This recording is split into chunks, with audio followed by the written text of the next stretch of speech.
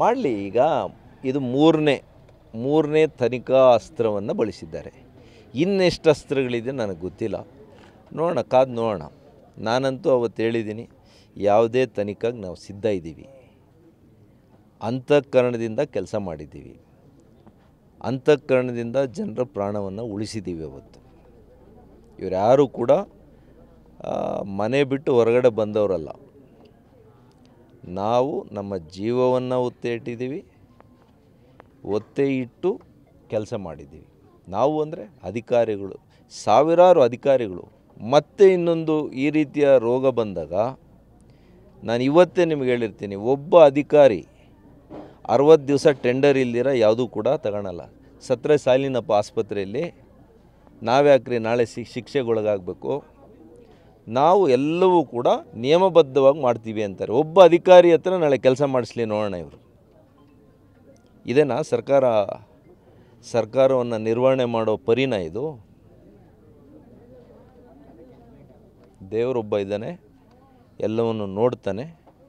ನ್ಯಾಯದ ಪರ ನಮಗೆ ನ್ಯಾಯ ಸಿಗ್ತದೆ. ಸರ್, ಮೂಡಕ್ಕೆ ಪ್ರತ್ಯಾಸ್ತ್ರವಾಗಿ ಬಿಜೆಪಿ ಅಣಿಯೋದಕ್ಕಿಂತ ಬಳಸ್ಕೊತಾರಂತ ಅನ್ಸಲ್ವಾ? 100 ಅಸ್ತ್ರಗಳಿತ್ತು. ಕೋವಿಡ್ ಅಸ್ತ್ರನ ಇದು? ಕೋವಿಡನ್ನು ಅಸ್ತ್ರ ಮಾಡ್ಕೊಂಡ್ರೆ ಇವರಿಗೆ ಚೀಮಾರಿ ಹಾಕ್ತಾರೆ. ಬೇರೆ ಅಸ್ತ್ರಗಳು ಬಳಸೋದಕ್ಕೆ 100 ಅಸ್ತ್ರಗಳಿವೆ. ಅವ್ರ ಮೇಲೂ ಇದೆ, ಇವ್ರ ಮೇಲೂ ಇದೆ, ಎಲ್ಲರ ಮೇಲೂ ಇರ್ತವೆ. Covid is not the solution.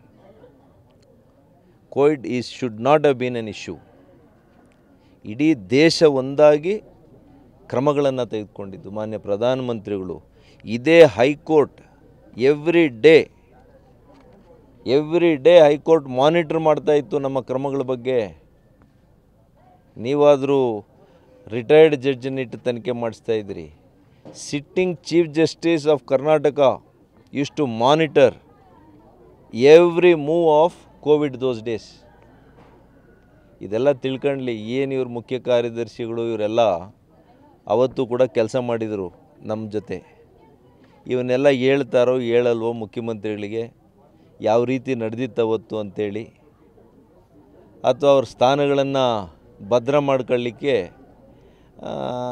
ಅವ್ರಿಗೆ ಯಾವ ರೀತಿ ಬೇಕೋ ಆ ರೀತಿ ಸಲಹೆಗಳನ್ನು ಕೊಡ್ತಾ ಇದ್ದಾರೋ ಗೊತ್ತಿಲ್ಲ ನನಗೆ. ಇಟ್ಸ್ ಓಕೆ, ಎಲ್ಲದಕ್ಕೂ ಕೂಡ ಟೈಮ್ ಬರ್ತದೆ. ಟೈಮ್ ನಾವು ಕಾಯ್ತೀವಿ. Thank you sir.